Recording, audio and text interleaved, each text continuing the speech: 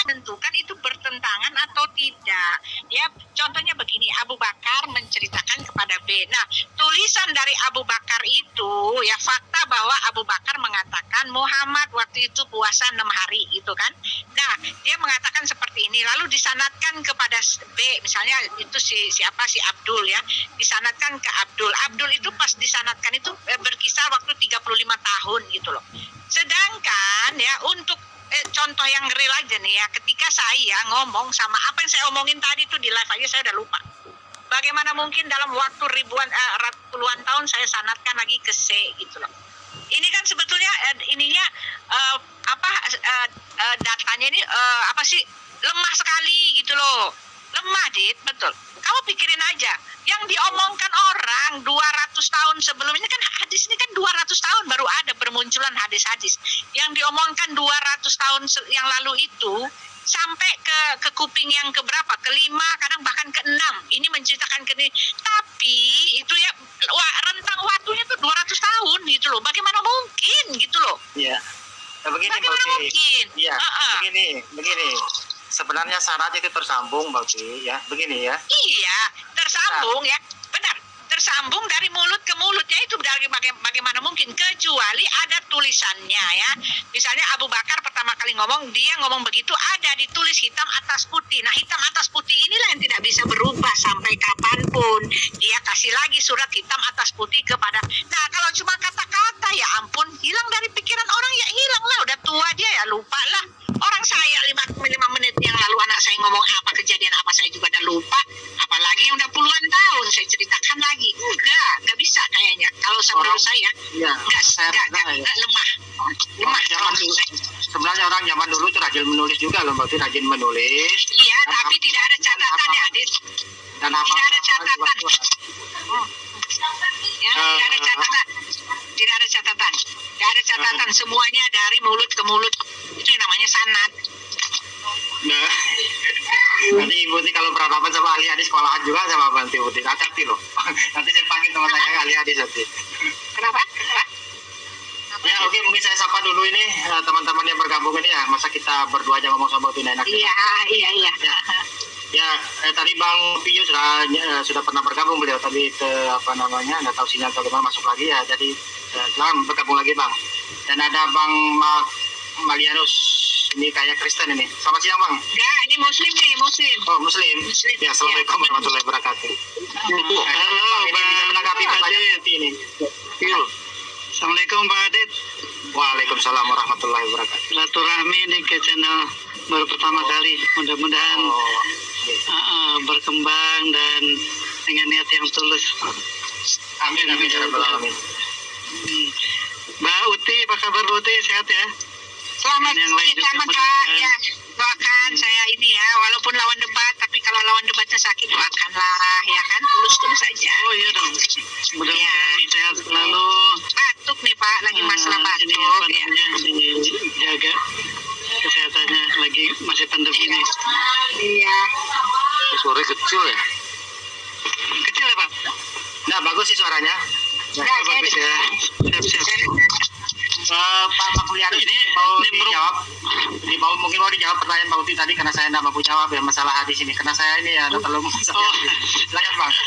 Iya, siap. Saya sih pada intinya justru sekarang saya ngelihat ya kan hadis ini Mbak Uti, saya kalau nggak salah kan keluarga besarnya kalau lihat dari foto-fotonya ya orang Muslim juga ya kebanyakannya ya. Ya, emang yang saya Muslim ya. Saya memang Muslim. Pak, udah lama. Oh, gitu. Saya Muslim dulu. Baik. Iya. Makanya saya justru sekarang ini ngelihat fenomenanya ya lebih khusus ya apologet Kristiani itu mencoba masuknya justru malah dari hadis ya. Dan itu menjadi terus terang ya saya bilang jujur dalam tanda kutip kekhawatiran buat kalau saya mungkin tidak khawatir ya, tapi teman-teman Muslim yang lain ini terus terang ada beberapa yang memang masih menjadikan hadis ini agak apa ya istilahnya melihat secara buta dalam tanda kutip. Mungkin kalau Rasulullah atau hadisnya datang Rasulullah berkata udah agak tutup mata gitu ya. Nah kalau saya tidak seperti itu. Kalau saya melihat hadis ini itu dengan sangat apa ya, bisa dibilang mungkin sangat hati-hati gitu kan. Intinya memang dalam Islam itu ada dua sumber utama lah dan sumber yang lain gitu kan, ada istihad dan kias gitu kan. Kalau itu mungkin sumber hukum tambahan. Yang utama ini memang yang pertama Al-Quran, yang kedua hadis. Nah kalau Al-Quran ini adalah sesuatu yang sudah dijamin kebenarannya, sudah dijamin kesohihannya, dan tidak akan pernah berubah sedikit pun. Kenapa? Karena Allah SWT sudah menjamin dalam Al-Quran yang bunyinya inna nazzalna dzikra wa inna lahu lahafizun, bahwa sesungguhnya Allah Subhanahu wa taala yang menurunkan Al-Quran dan kami juga yang akan menjaganya. Dan di ayat yang lain banyak misalkan tentang ancaman ya, ada bahkan sampai semacam ancaman kepada Nabi Muhammad kalau misalkan berani merubah ayat Quran ini. Bahkan di satu ayat itu di Al-Hijr ya kalau nggak salah, itu akan ditarik ya urat jantungnya kalau nggak salah seperti itu.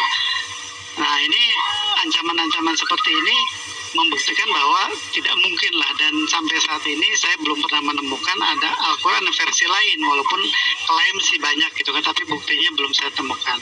Nah khusus untuk hadis, saya melihatnya kalau dilihat dari sejarah hadisnya itu sendiri atau riwayat itu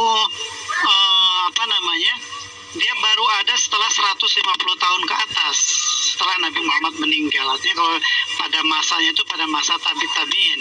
Jadi kalau dilihat dari masa sahabat ya kan, artinya masa setelah Nabi Muhammad meninggal ada masa sahabat, kemudian masa tabi'in generasi kedua berarti, nah itu masih dilarang membuat hadis. Kalau buktinya apa? Bisa dibilang sangat sedikit ya, bahkan mungkin tidak ada lah Abu Bakar, Sayyidina Umar dan sebagainya meriwayatkan hadis gitu kan. Itu sangat sedikit karena memang beliau hidup pada masa Rasul, dan Rasul dan dia mendengar langsung dari Rasul untuk melarang menulisnya gitu ya. Jadi baru hadis itu ada dan muncul setelah 150 tahun dari Nabi Muhammad meninggal. Dan ini dari setelah Nabi Muhammad hidup, terutama setelah Nabi Muhammad meninggal sampai 150 tahun itu, pergerakan politik luar biasa dahsyatnya gitu kan, sehingga mungkin ya di sini mungkin untuk mengklaim kebenaran, untuk mengkokohkan seseorang untuk keperluan tertentu, hadis ini cukup cukup ampuh lah bisa dibilang seperti itu, karena orang akan berpikir dua kali, wah ini Rasul berkata nih gitu kan, seperti itu. Oke lah, intinya sekarang hadis pada intinya sudah bisa dibilang sudah ada gitu kan. Yang paling penting sekarang posisi kita seperti apa menghadapi atau menilai hadis tersebut. Nah saya untuk sumber kedua ini selalu memberikan catatan.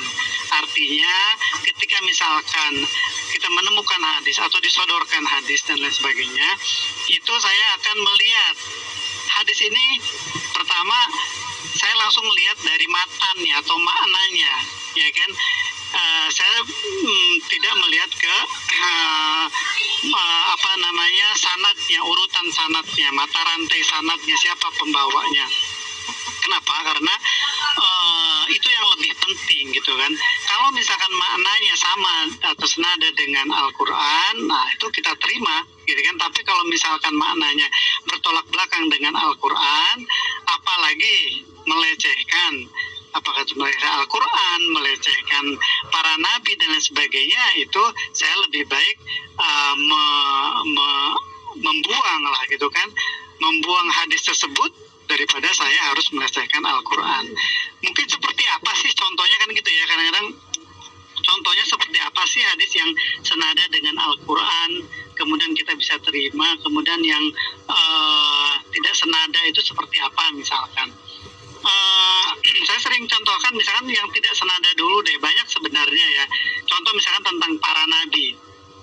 Tentang para nabi ada di kitab Sahih Bukhari Muslim ya, di kitab Sahihnya padahal ya, menceritakan tentang kisah Nabi Musa yang ketika mandi kemudian bajunya dibawa pergi oleh batu, gitu kan. Kemudian Nabi Musa teriak, berhenti, terus batunya lari, Nabi Musanya pun lari dalam kondisi mohon maaf telanjang. Ini saya berpikir ya kan, teman saya Pak Adit aja melakukan seperti itu, sesuatu yang tidak mungkin. Ini seorang nabi loh, seorang nabi dan rasul. Jadi begitu melecehkan menurut saya hadis ini, ya kan, bagaimana Nabi Musa begitu mulia di Al-Quran diceritakan, dan dia jangankan mungkin beralih telanjang seperti itu, dia betul-betul menjaga hukum-hukum yang dari Allah SWT gitu kan. Jadi seperti ini saya tolak. Atau misalkan kejadian kepada Nabi Muhammad misalkan, ini kemarin dipertanyakan di channelnya Pak Adis, saya sudah coba komentari ya Pak Adis TV ya, tentang ceritanya Nabi Muhammad dan petani kurma ya. Jadi ada segerombolan petani kurma datang kepada Nabi Muhammad ya kan, dia bertanya, wahai Nabi, apakah saya harus mengawinkan pohon kurma ini ya kan. Nabi Muhammad, kata Nabi Muhammad, dibilang tidak perlu.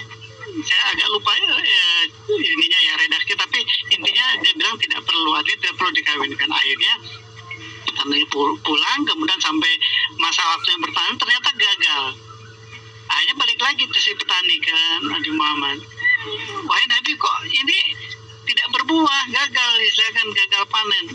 Nabi akhirnya bilang, antum a'lamu bi umuri dunyakum, engkau lebih tahu dengan masalah keduniaanmu.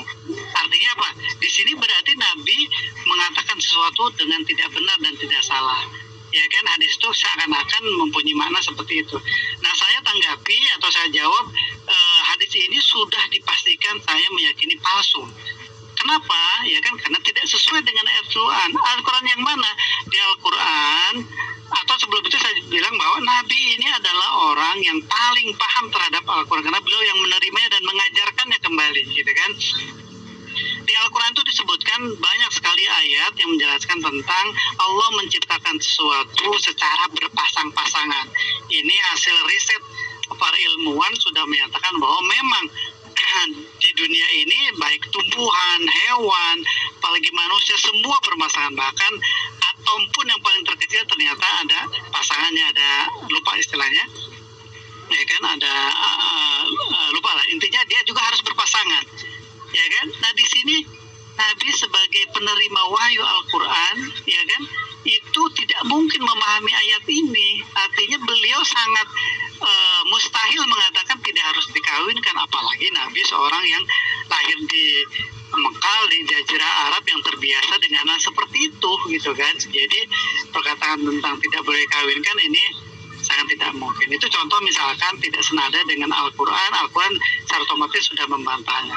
Kalau misalkan hadis-hadis yang senada seperti apa, misalkan hadis tentang Al-Quran menyatakan tentang misalkan sholat, ya kan, bahwa dirikanlah sholat, gitu kan, dan banyak sekali cerita tentang sholat. Hadis menguatkan bahwa amal yang paling utama itu adalah sholat, gitu kan. Kalau sholatnya bagus, ya kan, maka seluruh amalnya pun juga bagus. Paman aqamaha faqad aqamadin, barang siapa yang mendirikan sholat maka dia telah mendirikan agamanya. Wa man taraka faqad hadamaddin, barang siapa yang meninggalkan sholat maka dia menghancurkan sholatnya atau menghancurkan agamanya. Nah, hadis ini selaras, ya kan, dengan apa yang dimaknai dengan Al-Quran, apa yang ada dalam Al-Quran. Jadi intinya dari pembicaraan saya bahwa sekarang seperti apa dong seharusnya ya? Seharusnya ketika kita menerima hadis itu alangkah baiknya kalau misalkan kita paham terhadap Al-Quran, artinya paling tidak ada sedikit pemahaman, nah itu kita akan langsung mungkin mengcompare ayat-ayat yang berhubungan dengan masalah tersebut. Kita coba carikan dulu, gitu kan. Ya kan, kalau misalkan ternyata Al-Quran sudah membahasnya dan jelas, kita tolak. Tapi kalau misalkan belum bisa, mungkin ditahan dulu, kita akan tanyakan ke yang lebih ahli. Intinya Al-Quran lah yang akan menjadi yang akan menjadi neraca timbangan apakah hadis ini benar atau salah seperti itu. Mungkin itu aja Bang Aditya sama Mbak Uti.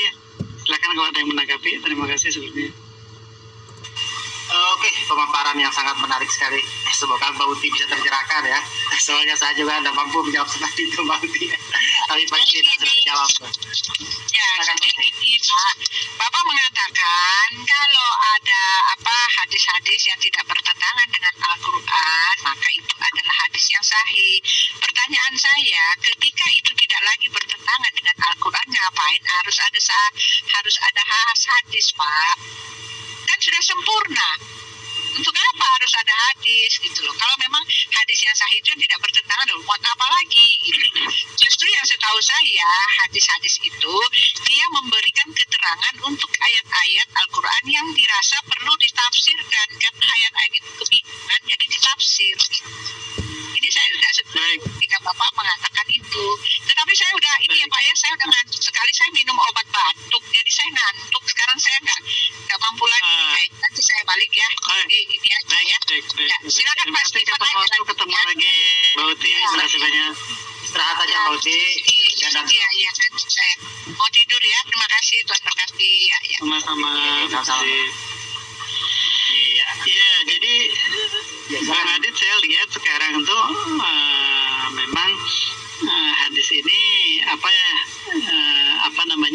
ya saya dan guru-guru di sini ya di masa itu betul-betul lagi mencoba mengistilahkan kembali kepada hadis yang selaras atau senada dengan Al-Quran dan menolak hadis-hadis yang tidak selaras dengan Al-Quran. Memang mungkin tidak semudah mengomongkannya gitu ya, seperti itu. Karena saya lihat sekarang teman-teman Kristiani memang hampir semua rata-rata membawakan Al-Quran dan ditafsirkan dengan hadis ya. Mohon maaf misalkan seperti dalam tafsir Al-Qurtubi itu kan memang termasuk tafsir Al-Quran beriwayat, menafsirkan Al-Quran dengan riwayat. Nah ini saya termasuk orang yang tidak begitu cenderung ke pola tafsiran seperti itu. Saya lebih senang menafsirkan Al-Quran dengan Al-Quran, tafsir Al-Quran bil ayatil ukhra, dengan ayat yang lain, karena sebenarnya banyak sekali gitu kan kalau kita lihat gitu. Jadi saya mungkin kalau boleh sedikit cerita ya, di golongan yang ada dalam Islam itu memang secara umum ada dua golongan, misalkan lah secara umum besarnya ada Syiah dan Sunni. Di dua-duanya saya lihat yang saya tahu, mohon maaf kalau salah, itu memang terbagi dua kelompok juga di dalamnya. Ada yang kita bilang kelompok akhbariyin. Ya, akhbariyin ini orang-orang yang yang sangat cenderung dan begitu dalam tanda kutip mengamalkan hadis seakan-akan gitu kan. Mereka Al-Quran itu diputuskan dengan hadis gitu kan. Nah ini di kalangan Syiah pun banyak. Makanya ada misalkan di kitabnya Biharul Anwar, di kitab utama di Usul Kafinya itu banyak banget yang hadis-hadis yang mengatasnamakan para imam gitu kan. Imam Ahlul Bait yang bertentangan dengan Al-Quran. Begitupun di Ahlussunnah wal Jamaah gitu kan. Bahkan di kitab Sahih Bukhari Muslim pun itu banyak gitu kan hadis yang yang mungkin masuk ke dalam kategori dhaif, bahkan maudhu, atau masuk ke dalam kategori hadis Israiliyat gitu kan, seperti itu. Ya, makasih Bang, lanjut lah. Ya, luar biasa pemaparannya.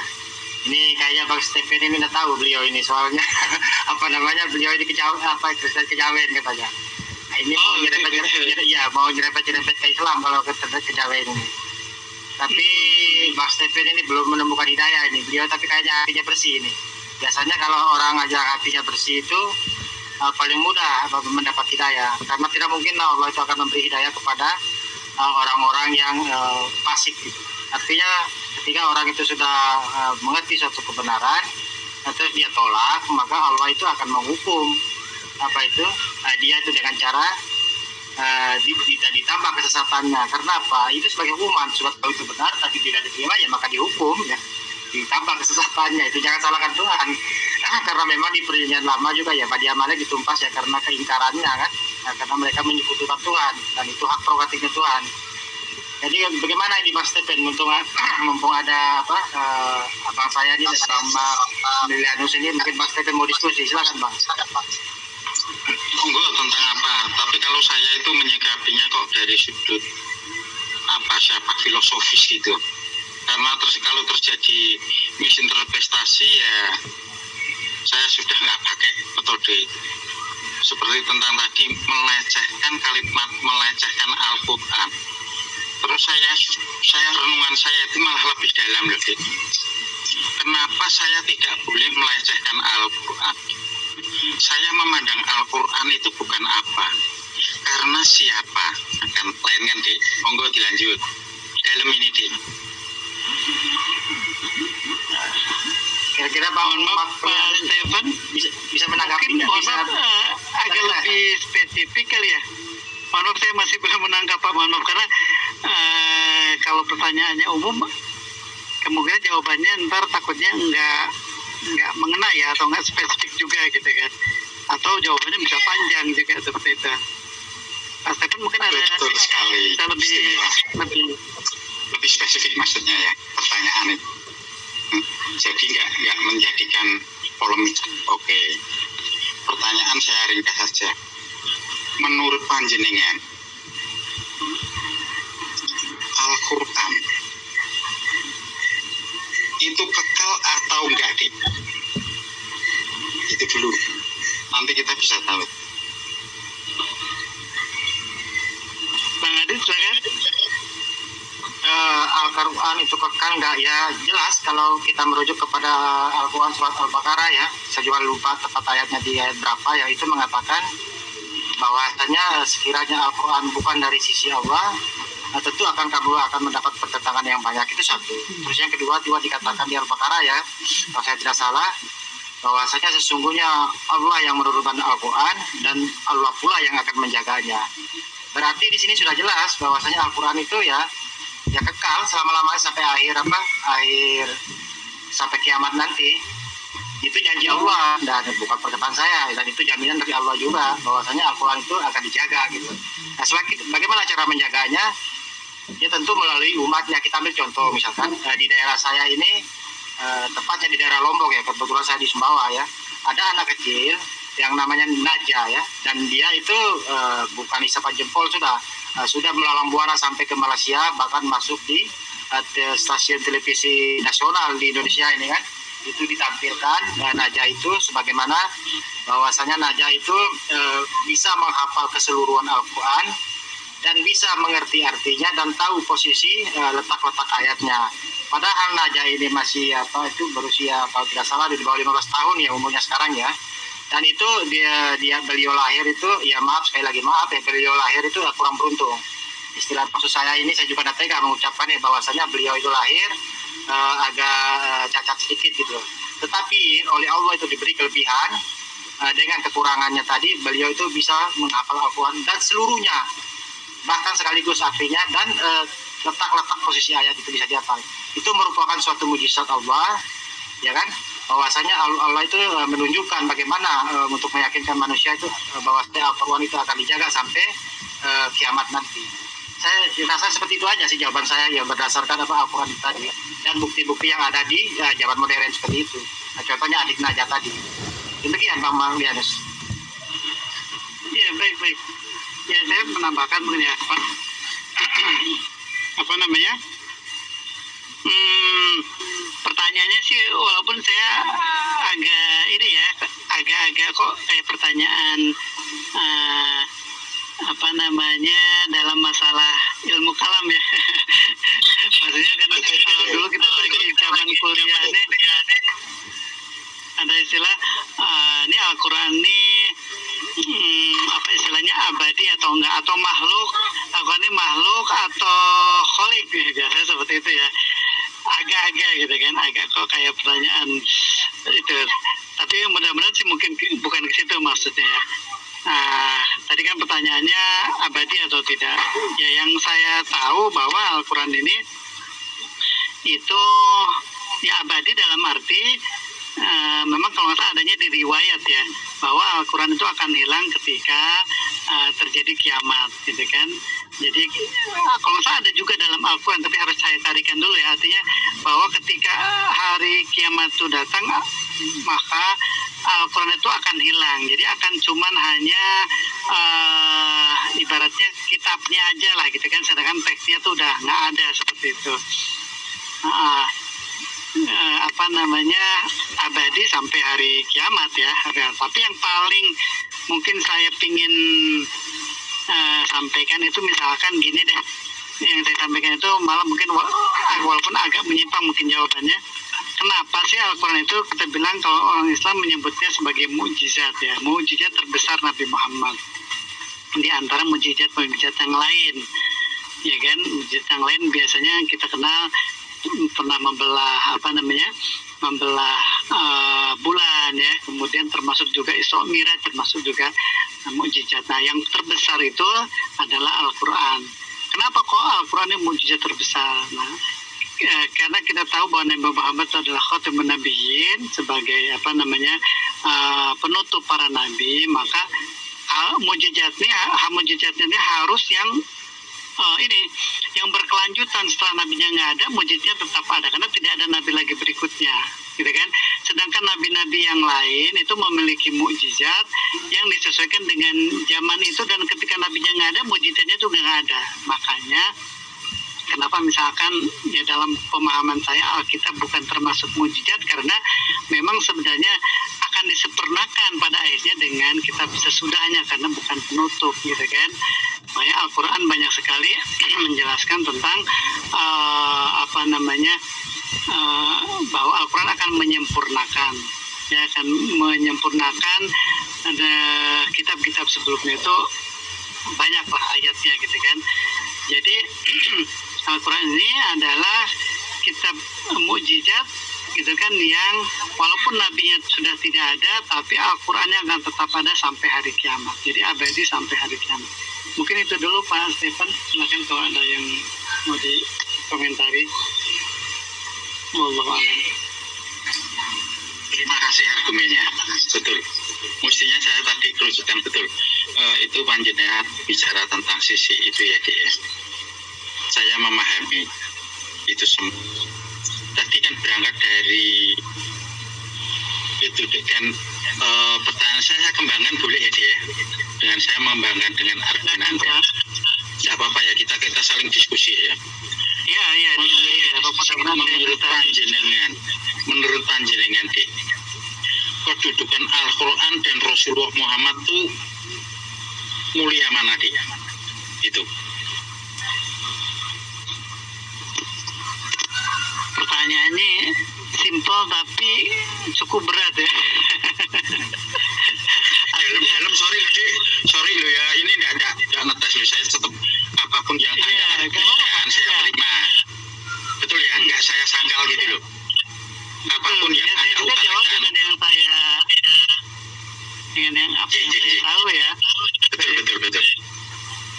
Ya kalau saya ngelihatnya tadi ya, lebih mulia. Kalau lebih mulia saya mungkin kalau milih di antara 1 dan 2 sih nggak bisa milih Pak, terus terang. Artinya Al-Quran dan Nabi Muhammad ini adalah sama-sama mulia dan saling melengkapi. Makanya ada istilah Nabi Muhammad ini adalah Al-Quran yang berjalan. Nah, cuman tadi kalau misalkan agak panjang, apakah Al-Quran ini makhluk atau bukan? Ya sampai saat ini sih saya menganggap bahwa sebagai makhluk juga gitu kan, karena ciptaan Allah juga dalam bentuk firman-Nya gitu kan. Kalau Nabi Muhammad ciptaan Allah dalam bentuk manusia. Ada sama-sama ciptaan Allah, yang sama-sama mulia dan saling melengkapi antara Nabi Muhammad dan Al-Quran. Yang tadi saya bilang bahwa Nabi Muhammad sendiri adalah Al-Quran yang berjalan. Artinya apa-apa yang beliau ucapkan, apa-apa yang beliau lakukan itu berlandaskan dengan Al-Quran. Gitu Pak. Oke, terima kasih. Oke, Adit mau menambahkan, Dit? silakan lanjut aja Bang, lanjut aja. Saya rasa sudah cukup. Nah itu loh Dik, itu ada kenapa ya Dik ya, saya itu selalu sama Aditya Dik, kita itu kalau dialog jangan sekedar misinterpretasi, karena bangunan berpikir Al-Quran itu dan Alkitab sudah berbeda, itu nggak bakal ketemu. Untuk menemukan sebuah kebenaran kita harus cari metode-metode yang lain. Nah saya kan sering, tapi tadi itu terjadi misinterpretasi. Betul nggak Dik? Tadi waktu di buku Tiwatimena kan terjadi misinterpretasi pasti. Kalau menyomot satu ayat, sebab saya tidak punya otoritas, saya mengambil Al-Quran, saya interpretasikan dengan paradigma saya atau paradigma Alkitab. Enggak, begitu pun juga parameter yang sama harus kita pakai. Panjenengan comot Alkitab satu ayat atau dua ayat atau satu perikop lah, terus panjenengan tafsirkan melalui kacamata Al-Quran, kan nggak ketemu Dit. Nah, makanya intinya itu di An-Nisa 171. Di An-Nisa 171 di dalam ya. Gimana? Sambil saya buka ya. Saya buka ya. Apalagi yang yang di Al-Quran yang gundul, maksudnya itu luar biasa itu. Nanti di situ tuh terdapat firman itu ciptaan atau enggak. Itu bisa membongkar sebuah kebenaran itu. Adanya kata-kata ciptaan atau tidak itu. Dicipta, Boleh bacakan Pak? Boleh, monggo. Yang An-Nisa 171 ya, coba ya, biar sekarang kita juga kan nggak hafal ya. Oke ya, saya baca. Wahai ahli kitab, janganlah kamu melampaui batas dalam agamamu, dan janganlah kamu mengatakan terhadap Allah kecuali yang benar. Sesungguhnya Al-Masih, Isa putra Maryam itu adalah utusan Allah dan kalimatnya yang disampaikannya pada Maryam dan roh darinya.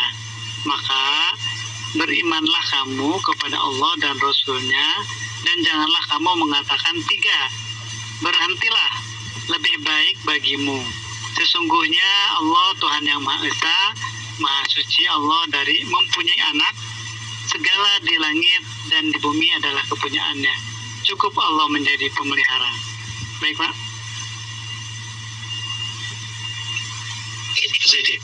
Saya khusus yang tadi itu loh Dik, yang bukan, sebab saya dulu juga meyakini bahwa Allah itu tidak beranak dan diberanakkan, itu kita singkirkan dulu ya. Pertanyaan saya itu firman darinya itu Dik, itu kan ada, kalau dalam Indonesia ada yang dalam tanda kurung diciptakan ya, betul nggak Dik? Tafsir itu sudah masuk, betul nggak kira-kira? Gimana Pak? Itu ada dalam kurung diciptakan nggak di situ? Diciptakan ya, coba saya lihat di yang Al-Qur'annya langsung ya. Tadi An-Nisa apa ya? An-Nisa 171 ini saya share screen aja Mas. Ini.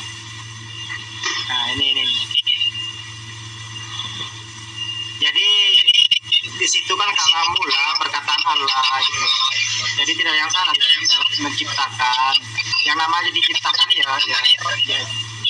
ya berbeda dengan yang pencipta kan gitu. Sebenarnya ya ini bahasa sederhana, cuma dipersulit sendiri sama teman-teman Kristen itu. Masa ini dalam sekali ini Dit. Ayat ini dalam mestinya. Itu yang bisa ya tadi seperti di ini masuknya sudah masuk di ilmu kalam. Iya. Makanya tadi itu siapa? Pak Stephen, saya sih kemarin coba mencari tentang kalimat itu. Ternyata sebenarnya tidak hanya Nabi Isa yang memang kan selalu menjadi Nabi Isa itu sebagai kalimatnya. Padahal sebenarnya Bapak kalau di Al-Baqarah ya, surat 2 Al-Baqarah 37, Nabi Adam pun ya kan, fatalaqa Adamu min Rabbi kalimat fataba alaihi innahu huwa tawwabur rahim. Kemudian Adam menerima beberapa kalimat dari Tuhannya, maka Allah menerima taubatnya. Artinya tidak, kata kalimat ini tidak spesifik dan juga tidak spesial untuk Nabi Isa saja atau mungkin bapaknya sebagai Yesus misalkan. Itu banyak Pak, termasuk juga Nabi Ibrahim. Bapak bisa lihat di Al-Baqarah 124 ya. Wa idibtala Ibrahimu rabbuhu bi kalimat fatammahun ya. Dan ketika Ibrahim diuji Tuhannya dengan beberapa kalimat. Itu sebenarnya tidak ada yang spesial sih gitu ya. Atau mungkin saya biasa sedikit menambahkan ada ini ya, misalkan Nabi saya itu diberkahi yauma wulidtu wa yauma amutu wa yauma ub'atsu hayya. Ya, biasanya suka menjadi dalil lah bagi teman-teman Kristiani. Sebenarnya Nabi Yahya pun sama. Bapak bisa dicek sebenarnya beberapa ayat sebelumnya yang menceritakan dengan Nabi Yahya sama persis Pak. Nabi Yahya pun itu diberkahi ketika lahirnya, ketika hidupnya, ketika wafatnya, dan juga ketika dibangkitkannya. Karena ya mohon maaf sekali, artinya kalau saya atau secara umum orang Islam itu permasalahan Nabi Isa itu kan mungkin ya bisa dibilang sebagian lah.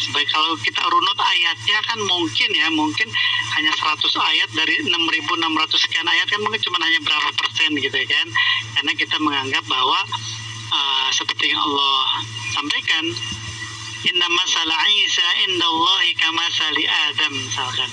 Sesungguhnya permasalahan Isa di sisi Allah itu nggak jauh seperti seperti halnya penciptaannya Adam. Artinya buat Allah sangat mudah, apakah itu ada ibunya, bahkan tidak ada ibunya pun sama sekali, itu Allah mampu. Misalkan Nabi Adam sendiri gitu lah. Jadi artinya banyak permasalahan lain sebenarnya yang yang sangat penting juga gitu kan, tidak hanya. Makanya sekarang saya coba lagi, bukan mencoba lah lagi, tidak maksud menggiring juga. Tapi kan kita mungkin sepakat bahwa kebenaran itu hanya satu ya, the truth ya. Tapi kalau benar ini mungkin banyak, tapi kebenaran bisa ditanya ke dalam hatinya masing-masing sih, saya yakin hanya satu. Nah, di dalam untuk saat ini misalkan yang memang Pak, walaupun masih banyak orang Yahudi, tapi paling tidak yang sering berdiskusi itu kan memang teman-teman Nasrani lah seperti itu.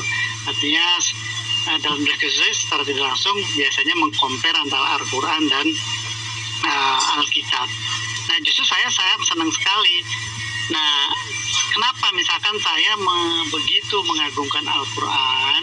Nah, saya melihatnya bahwa Al-Quran itu sangat sesuai dengan fitrah akal manusia gitu kan. Ya, jadi akal manusia ini Allah sudah berikan kepada manusia sebagai anugerah, tapi dia itu tidak bisa ngapa-ngapain, kasarnya itu bisa disinari dengan diberikan petunjuk, dibimbing dengan Al-Quran. Sama halnya seperti ibaratnya mata nih bisa melihat, mata yang sehat lah ya, tapi kalau tidak ada cahaya itu nggak bisa apa-apa. Kita masuk ke sebuah gua, ke ruangan yang tanpa cahaya, mata seakan-akan tidak berfungsi. Begitupun akal, ketika tanpa disinari, dinaungi dengan Al-Quran ini kadang-kadang bisa liar akal. Nah, dengan Al-Quran ini yang bisa membimbing. Intinya maksud saya, Al-Quran ini ketika disandingkan dengan Alkitab, mungkin alangkah fair misalkan gitu kan, alangkah baiknya mungkin coba kita compare lah permasalahan tentang alam semesta, permasalahan tentang hukum misalkan, permasalahan tentang penciptaan manusia misalkan. Bagaimana sih Al-Quran menjawab tentang itu? Bagaimana sih Alkitab membicarakan tentang itu? Kemudian kita lihat secara penelitian ilmiah terbaru dan modern misalkan. Mohon maaf, mana yang cocok gitu kan? Karena kan ini tidak hanya orang Muslim misalkan, non Muslim pun kalau ilmiah kan pasti objektif gitu kan.